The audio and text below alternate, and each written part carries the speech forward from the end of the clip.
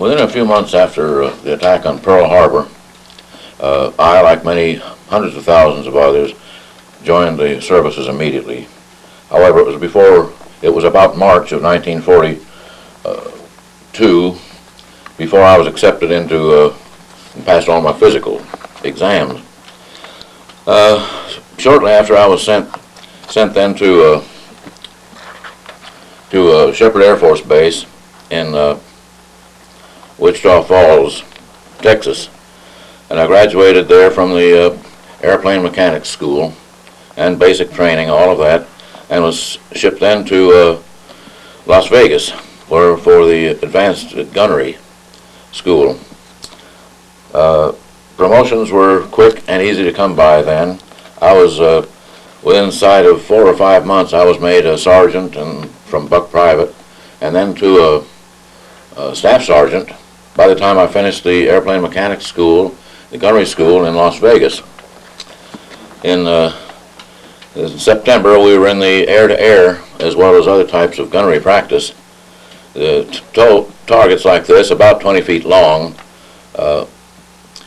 were towed back of an AT-6 aircraft at pretty good speed, and usually about a fourth of a mile back of the towing airplane. And we were shooting out of a rear seat of another type of aircraft with the 30-30 caliber bullets. These represent the hits I made on some of these. These are 3 of the 7 targets I have.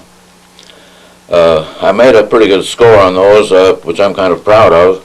I was 4th in a class of 448 on these on the air-to-air shooting. Of course, we had many other types of practice, rifle practice and shotgun practice, doing the crazy quail type of a ride around a course over little hills and valleys, and the clay pigeons would be shot up at us, away from us, to the left, to the right, and we were practicing on reflex shooting.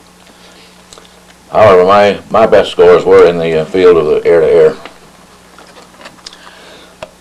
After becoming a flight engineer and gunner, we were sent on many practice missions all over the United States, from Maine to California, from Canada to Mexico. This page represents one very hairy trip where we just about lost the airplane and all of our crew. Toward the end of our training, we were given, before going overseas, we were given a furlough to go home. In my case, home was Burbank, actually my mother's home, my mother and father. I had a small apartment in Hollywood, but I went home then for furlough for what I expected would be at least 10 days, maybe 2 weeks, and I was called back within 5 or 6 days. We just had to get some aerial gunnery, aerial bombing going over Germany. So we were called back early and shipped out to Bangor, Maine, represented by this postcard picture. I remember particularly a great lobster dinner up at Bangor, Maine, the night before we left to fly to England. It was a long flight, approximately 11 and a half hours, going over the North Atlantic, non-stop. And I sent a telegram to my family. Dear Mother, arrived all right. Interesting trip. Right, same outfit and APO. Well, the interesting trip, well, it really was a shooting crap back in the radio room.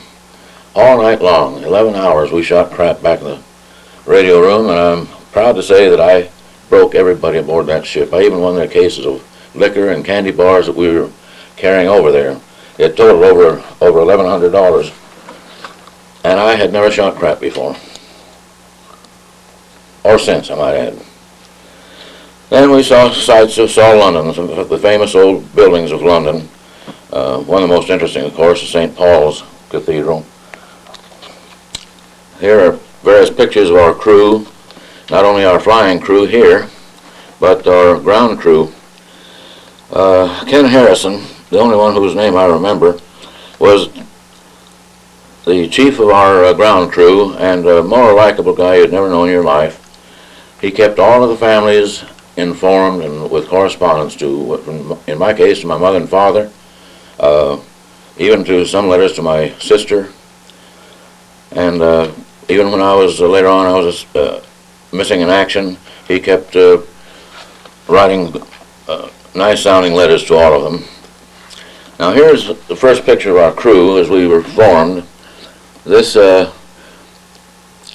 4 officers are standing in the back there. There's Charles Bigler, the co-pilot. Next, the pilot, Willis Carlisle. Then Joey Glazer, the Bombardier, and Frank Bradley, the Navigator. On the lower route is Kukowski, Charles Kukowski, Ben Johnson. Ben Johnson was a radio man, and he was the, he and I were the oldest people, not only in our crew, but in our squadron of 12 planes, and in our group of 48 planes. We were the 2 oldest in the whole works. There I am. It's hard to recognize now. And then Charles Deehr, who was one of our gunners, waist gunner.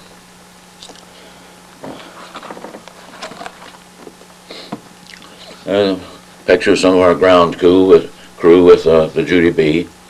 The Judy B was named after Willis Carlisle, the pilot, after his daughter. We voted on the name and took that name. Incidentally, the airplane was originally known as Sky Wolf, but then we were asked, everybody in the group was asked to change their name of their airplane to a lady, a girlfriend, or a wife, to a female name. This is a picture of our whole group. You need a microscope to identify some of these people.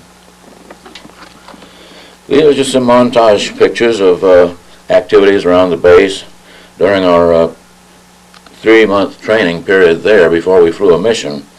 But during that period, they took pictures of some of the activities of and famous guests. We had Jack Benny entertain us one day, and Bob Hope came a few months after that. Later on, somewhere about July of, I believe around July of 1943, the fighters started guarding the big formations of bombers going over Germany. These are a couple of pictures here and below where the fighter pilots came to an orientation course at our base before flying fighter cover for us.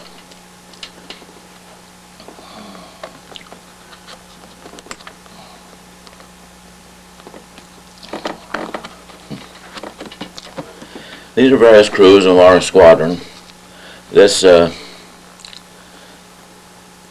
believe, is a Hag of Hardwick crew, which flew usually on our right, off our right wing.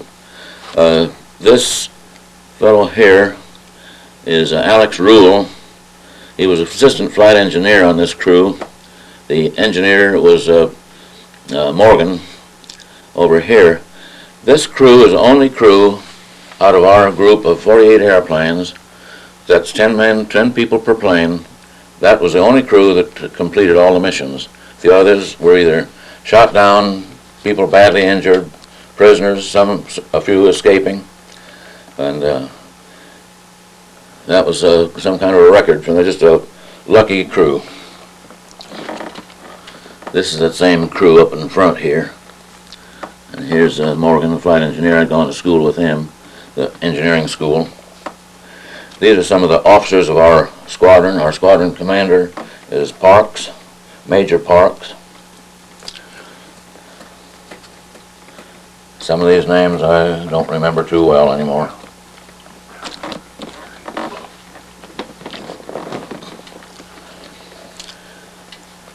While I was still overseas, my mother and father and all my family, my brothers, sisters, kept things that they thought I would be interested in when I came back. This, for instance, is kind of a history of from the Air Force's official story of the 8th Bomber Command first year over Europe. Now that would be from 1942 through part of 1943 while I was flying in those missions.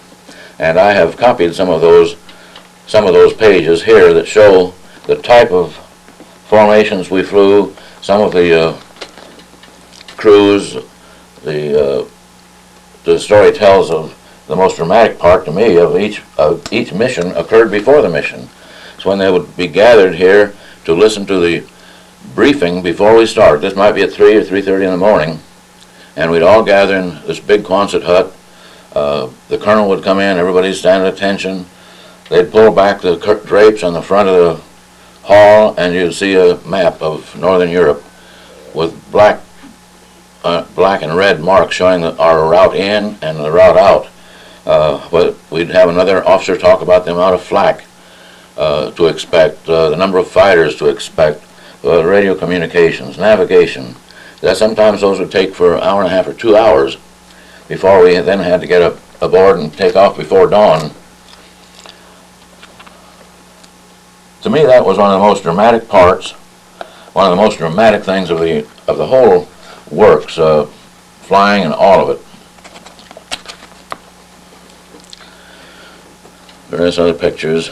You very seldom ever saw a single B-17 like that unless you were way out in front of the group. Some of these missions we had were as many as 1,000 bombers, not all B-17s. It might be 400 or 500 B-17s and 500 or 600 B-24s. Incidentally, those of us that flew in B-17s, we considered the B-24s our best means of protection flying, because the Germans very early in the war found that they could knock a B-24 out of the skies long before they could knock a B-17 out. So the German fighters would attack the B-24s and leave us alone. But we were not always with 24s. Here's just some pictures of targets. This one I happen to recognize as St. Nazaire, France, because that was our first mission. And this was photographed. It was a very successful mission, and it was photographed for Life magazine.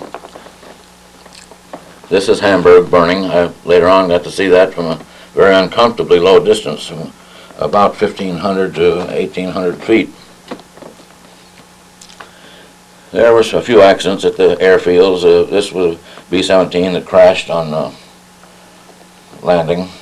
I had to abort a mission and came back for landing, and the ship went up in flames with the bombs exploding. There are some of the B-24s shown over the airfield at Ploesti, which we were not involved with. That's over Romania.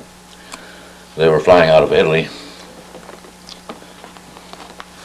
A good picture of a B-17. I believe that's over Marienburg, Germany. This page lists the missions completed by our crew. This one, well, in each individual, because we didn't always fly with a crew, but 90 times out of 100 we would. These show the various missions I went over to Germany and France, Norway. Then the book goes to a section here where I have sent home to my family. My mother was kind of the collector of all this material for me, and I would send a bomb pin out of a bomb that went on each mission. For instance, this one, as I said before, is St. Nazaire, France. These were submarine pins that had to be knocked out for the Germans were getting too good with their underwater subs. But these bomb pins I would send home. I was not allowed to write the name of the target, but I could number it as for my first mission, second, third, or whatever. In this case, it was numbered on the back, number 1, and then I knew that it was St. Nazaire, France. The Stars and Stripes were my main source of, it was already censored. We could always send back anything that appeared in the Stars and Stripes, but I couldn't write a letter home and say that on mission number 2 we went to Wilhelmshaven, Germany, and we bombed such and such a target. That would be censored out of the letter.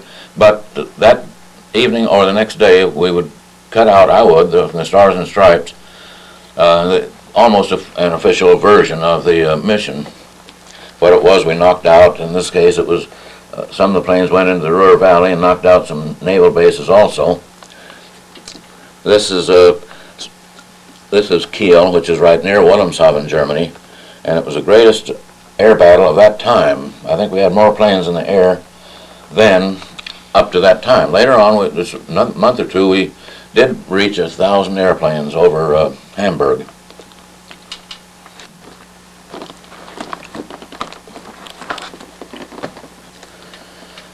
This young man is Tech Sergeant Clifford Erickson. He was one of our squadron that flew right close to us in combat. He was the first one to receive a Distinguished Flying Cross in our entire group of 48 planes, 480 flyers. He was in a raid over northern Germany. His pilot was badly injured, and the co-pilot was injured beyond to where he could not operate the airplane. And Cliff flew the airplane back from northern Germany, and for that his pilot was giving him some advice from the floor of the cabin. But because of that action, he was awarded the Distinguished Flying Cross. This is a little story about him. This is his crew picture over here. It's unusual in that he was the first to receive the Distinguished Flying Cross. I was the second one, and if luck would have it, from exactly the same situation, except my pilot was killed. This is our third mission. It was over Hulls, Germany. There were a number of targets there, including the one that we hit was a artificial synthetic rubber plant, and one of our very accurate hits of the entire war, the part that I was in. This was also called the Battle of the Clouds, where after we had made our bomb run, dropped the bombs, we were attacked by fighters that came out of clouds. The clouds were covering northern Germany then, high clouds, and we were attacked as these fighter pilots would come out of the clouds. And it wasn't long that they had shot down a few of our airplanes that we discovered that we too could hide in the clouds. But it was a kind of a dangerous situation with a bomber group up there and with fighters flying in blackout conditions in a heavy cloud. There's another Battle of the Clouds that we made on the very next mission, just a few days later. This is the same situation existed. I guess the German pilots were starting to hope for clouds, or we were hoping we wouldn't have clouds for a successful bombing mission. Chuck Stashura, one of our crew, this one that is third from the left, was the first one of our group, of our crew, the 10 of us, to shoot down an enemy fighter. That was the first fighter shot down by our airplane. There were others within our first squadron of 12 planes. I got this next one, air medal for shooting an enemy, successfully shooting down an enemy airplane. And at the same time, I received another air medal for this fifth mission, Bourget, France, because of staying alive for 5 missions. Every 5 missions, we were each awarded an air medal, as well as an individual aircraft knockdown. Bourget raid was over a tremendously large aircraft installation, repair depot, and airfield for the German fighters. It was near the coast of central France. It was a good example of true strategic type bombing. The first groups went in making a feint toward the target, and then pulled up the German fighters off of the base. Just almost every one of them got off the base and started coming toward the group, approaching them.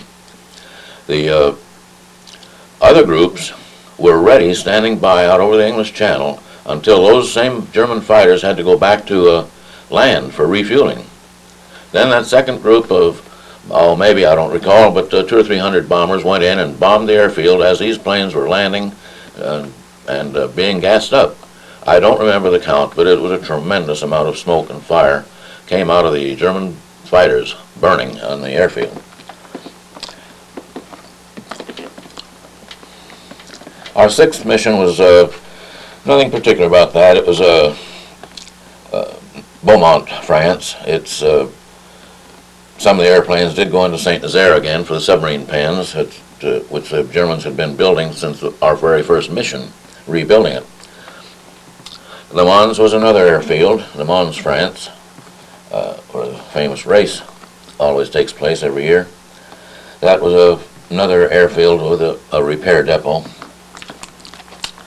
Abbeville, France was another, as we call it, a milk run, where we had hardly any flak from the anti-aircraft guns, very few fighter hits.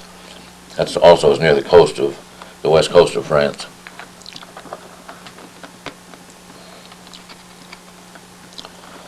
Some of these stories are interesting, and we can't go into all the detail, but here's one that coming home alone at an altitude of 20 feet over the English Channel. I think it was 9 Focke Wulfs attacking that bomber. Couldn't shoot it down, and our gunners in that airplane knocked down 9 of those fighters.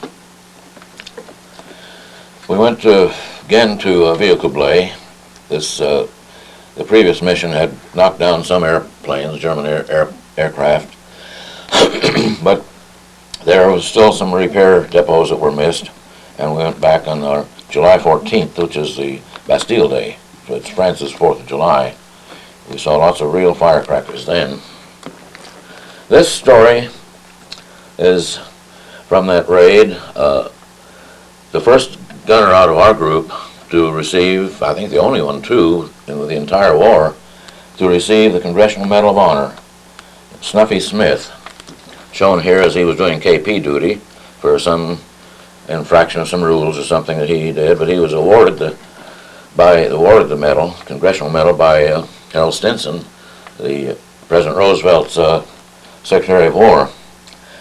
He was awarded this medal for saving his bomber, the airplane, and the crew of 10 people.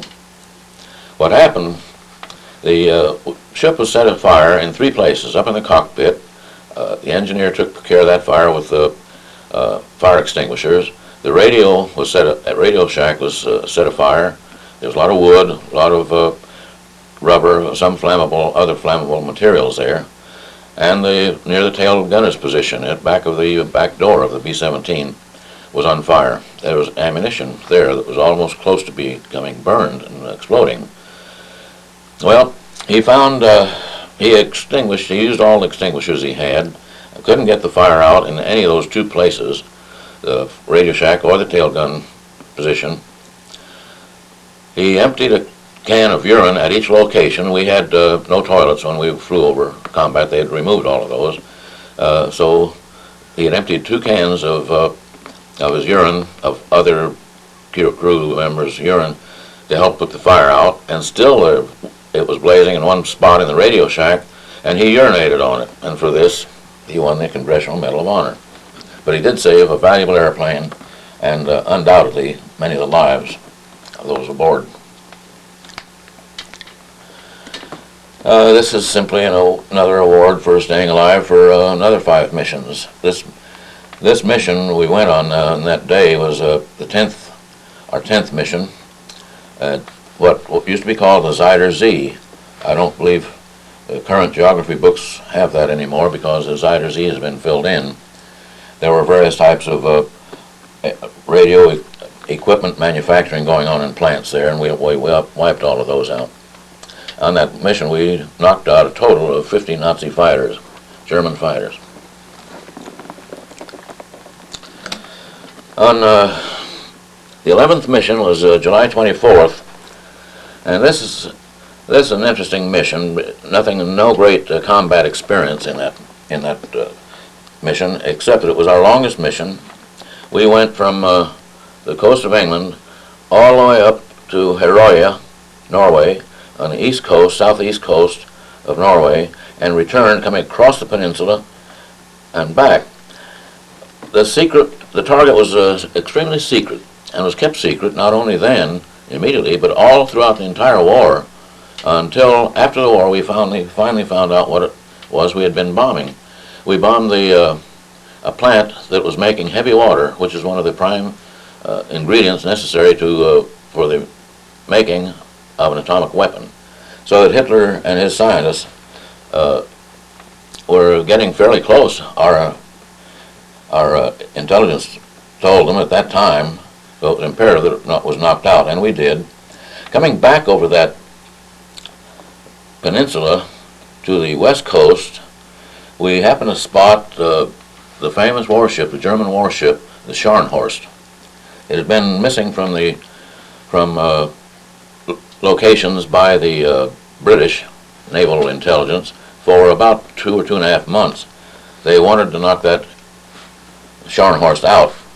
We had used up all of the bombs except there was one bomb left in our bomb bay, and the pilot said, "Why don't we try to kick that loose?" As we circled and came back over that battleship. Of course, it would have been a real lucky hit, but we didn't hit it. It fell about a fourth of a mile off the bow of that ship. But we did report the location, and the ship was sunk by the British Navy just a few months after that. These are just various other pictures, some of the last pictures taken of our crew together on this mission. We don't show two of the waist gunners that were with us. There are pictures later on. This was the last mission for our pilot, Willis Carlisle, over Hamburg, Germany, on July 26th. We were attacked by fighters as we crossed the northern Germany coast near north of Hamburg, came in over the Danish islands and Heligoland. Fighters came up and met us and started shooting at us. One fighter in particular looked like it may have been an instrumental, a new type of weapon. We're not sure. The Air Force intelligence was not sure too. That was shooting us from his wingtips, not from the front of the wings or the rear of the wings. It was just out of the tip end of his wings, and he was flying about our same altitude, but just out of range of our 50 caliber machine guns. We did try to shoot, but we couldn't get him. But anyway, one of those shots came through and hit him in the lower right part of his abdomen, and why it didn't kill the co-pilot, we don't know. The explosive shell that was used had scraped across the co-pilot's rear seat, which was armor plate, and exploded right as it entered Lieutenant Carlisle's body. He slumped over. He slumped over in his seat, and it was obvious he was dead. I stepped down from the turret. I had a relief from some of the fighters for a minute, and there was no sign of life left in him. But in slipping down in his seat, we thought he had jammed the controls, the foot controls particularly. I tried to get his feet out of there, and was working madly trying to get his feet out of underneath the pedals. And I glanced up and out, and we were in a tight spiral, and the co-pilot was not able to correct the ship. We were coming down from about 8